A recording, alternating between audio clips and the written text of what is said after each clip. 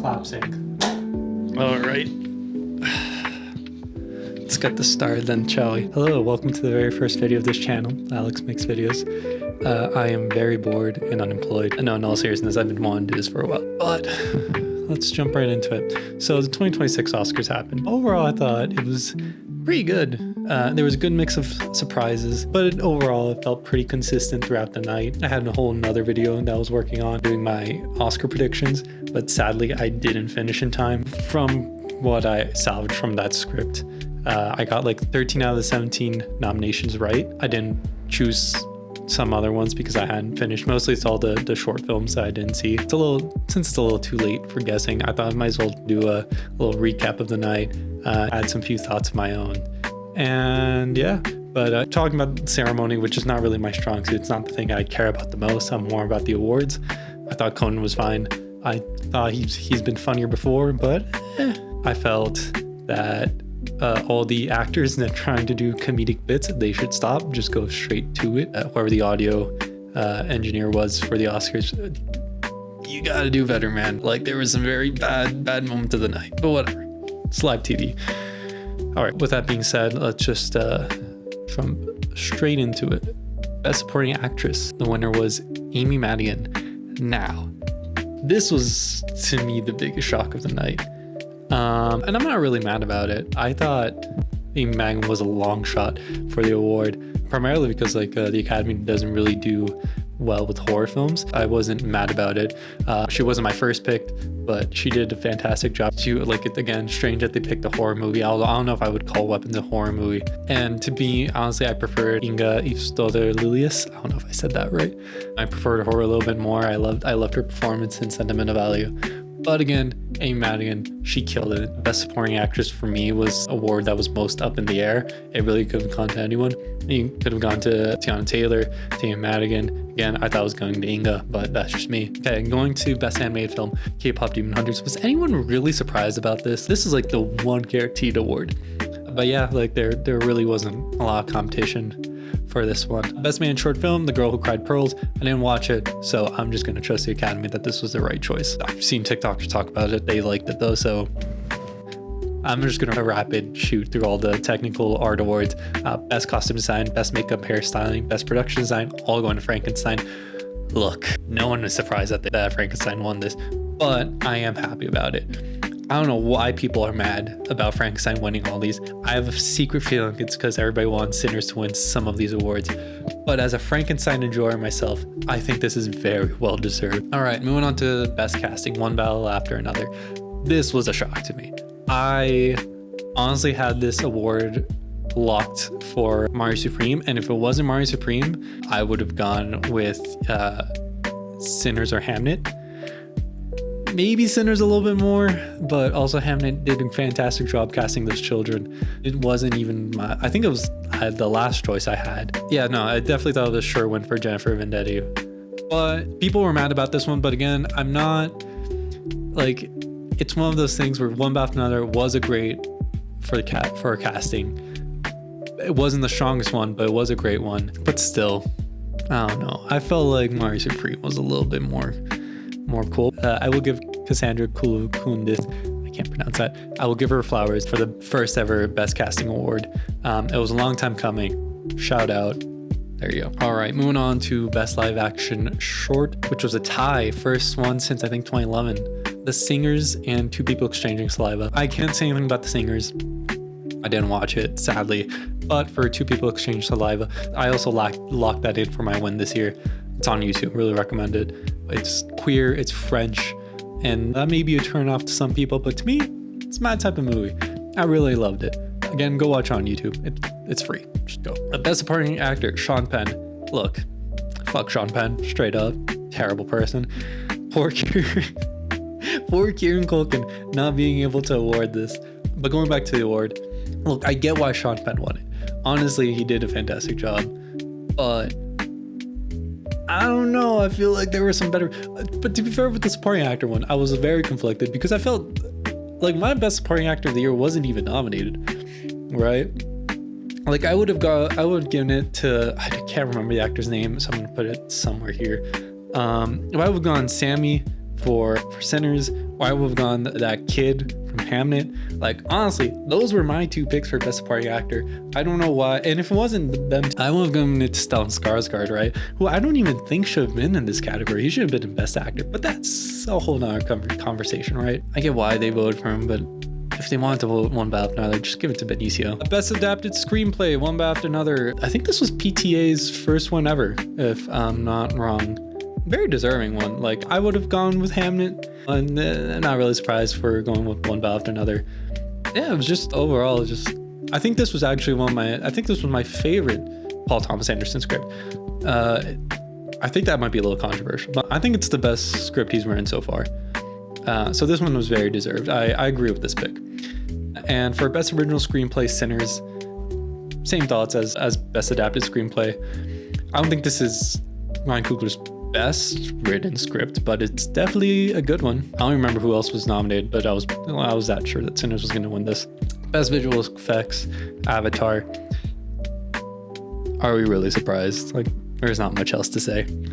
Best documentary short, All the Empty Rooms. I mean, I get the reason why they chose All the Empty Rooms. I would have gone with The Devil is Busy. I don't know. I don't have much to say about documentary shorts. I don't have much to say about documentaries. I feel like they're all deserving. We should all go watch more documentaries. Documentaries should be released in more theaters. That's the real conclusion. We can use with one less Marvel movie, one more documentary in theaters. Let's start doing that, please. Sign up for this. So during the Oscars, Conan and Ryan kept saying the Oscars are an international ceremony. Look, as much as the Oscars have gone better over the years, recognizing international talent, just stop pretending, right? Like, this is, like Bong Joon-ho said, this is a very local awards. They celebrate like American movies, right? Look, Green Book won over Roma in 2018. These awards aren't international. We got to stop pretending they are. Best Documentary Feature, Mr. Nobody Against Putin. I feel like I mean, the Oscars are always like a thematic, like a choice based on the politics of the year. But I would have gone with The Perfect Neighbor. That one was, man, that one was a good documentary. That's an insane one. Best Original Score, Sinners. Look, man, I'm sorry to all the other composers. You all were great. I know a few of my friends personally chose, I can't remember the composer's name, but one after another. But sorry, but it's every other composer in the industry, Ludwig Göransson and Hans Zimmer, right? But like, no one was being Ludwig this year. I'm so excited for next year's Oscar race between him for The Odyssey and Hans Zimmer for Dune Part 3. And if Dune Part 3 doesn't get nominated, that's a real crime. Oh yeah, honestly, like it was no surprise Ludwig was going to take this. Best Sound, F1. Cars go vroom. I don't really understand why the Academy loves Cars so much. Well, the sound of Cars. But I mean, yeah, I guess F1 could have this one. Like, I don't know. But yeah, I'm not a sound guy. Also, I'm sorry if I sound so nasally. I cannot breathe through my nose right now. It's all through my mouth. Best editing, one battle after another. Look, I know it's gonna be a hot take, but this is probably my least favorite movie edited nomination. Like, it's not bad, but just some moments take me out of it. I know a lot of people love that like hill scene. To me, I did not love it, but again, this is a hot take. I understand that people enjoy it. I don't. It's fine. I would have gone with sentimental value on this one. I don't know. It had a very interesting way of cutting between the pain of the family, all being connected to the house. And I just think the way that sentimentality was edited for like such a slow paced dramatic film, you definitely couldn't feel it. So I think the total assembly of that was a lot more interesting than one battle after another. I get the choice one another. Again, not my pick. And for people who say Sinners, I get it, but no. Sorry. Best International Feature, Sentimental Value. Yeah, I can see Joaquin Trier losing this award, right? Like, Sentimental Value in another year probably could have won Best Picture. But I'm glad it won something, and especially I'm glad that I won it here. Although I will say, as much as I love Sentimental Value, my pick would have gone with It Was Just an Accident.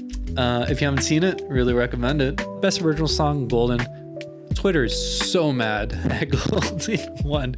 But like, are we really shocked? It was the biggest song. It was almost the biggest song of the year. Shout out to Benito, by the way. Look, if it was up to me, I would have gone with I Lied to You, especially after the performance at the Oscars. Look, man, Golden was also good. Like, you just can't deny it. Best Director, Paul Thomas Anderson. As much as I enjoyed Sinners, as much as I thought that Chloe Zhao's best work was Hamnet, you just can't go wrong with one after another. It's probably, as like directorially, right? I think it's Paul Thomas Anderson's best, right? It's a masterclass in directing by him. Even if you don't believe it's his best work, you just can't deny he deserved that Oscar. It was a good, I genuinely think it's my favorite Paul Thomas Anderson film. But don't worry, Ryan Coogler will probably win. It would be a bigger shock to me if Ryan Coogler never won an Oscar. All right. I love that. You can call me a Ryan Coogler hater. I love Fruitville Station. I don't love Black Panther. I like Wakanda Forever. Creed, I think, is his best movie. Yeah, no, I've been a Ryan Coogler fan ever since Creed. I love him. It was Paul Thomas Anderson's award. Like, just can't deny it. Best actor, Michael B. Jordan. I wrote a shit ton of them. I wrote so much. What may seem like a shock to some was somewhat of an inevitability for others, right? Credit to the full Best Actor class of 2026. I think this was one of the strongest years we've had. They all had a good reason to win. Ethan Hawke had a legacy performance in Blue Moon. It was probably some of his best showcase of his talent and his charm. Wagner Moura pulling at our heartstrings as a father doomed by a corrupt society around him. For our true contenders, DiCaprio carrying another director to an Oscar. Timothée Chalamet is what I believe to be the best actor of his generation.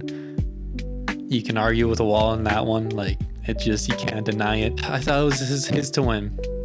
But I feel like he's forever doomed to follow in the footsteps of Leonardo DiCaprio. But for the actual winner, Michael B. Jordan, look, people are going to try and discredit your win. But it was very well deserved. The whole room could feel, you could, as soon as they announced it, the whole room was so excited for this man to win. It was very deserving. I don't even think it's his best performance, like, as an actor, but you just can't deny it, man. He just has that thing that people go to the movies for. Best actress, Jessie Buckley. I have less to say about this than best actor because I knew, like, since 2 months ago that Jessie Buckley was going to win this. It's been locked up for a while. Hearing the announcement was very nice. It was just very, very well deserved. Even if you can't relate to a mother's pain of losing a child, you sure could still feel it with her amazing performance. So lots of love to Jessie Buckley. I'm so sorry you're gonna have to promote The Bride soon. Best Picture. One bad after another. Look, as much as people will try to convince you that this didn't deserve Best Picture, it most certainly did. And like, what else can you say? Honestly, I don't know what else I can say about this movie that hasn't been said before. Just the directing was great. It's just a very solid movie all around. People, I swear to God, people argue Sinners. And look, Sinners was also a great movie. If it won, I wouldn't have been mad at all. But that's just not how the Oscars work, right? Well, that's the recap of the 2026 Oscars. Now, hopefully next year, I'll actually be able to finish that preview video. But if you enjoyed, please like and subscribe. There'll be hopefully more film videos to come. 2026, I feel like it's going to be a good year for movies. That's the outro.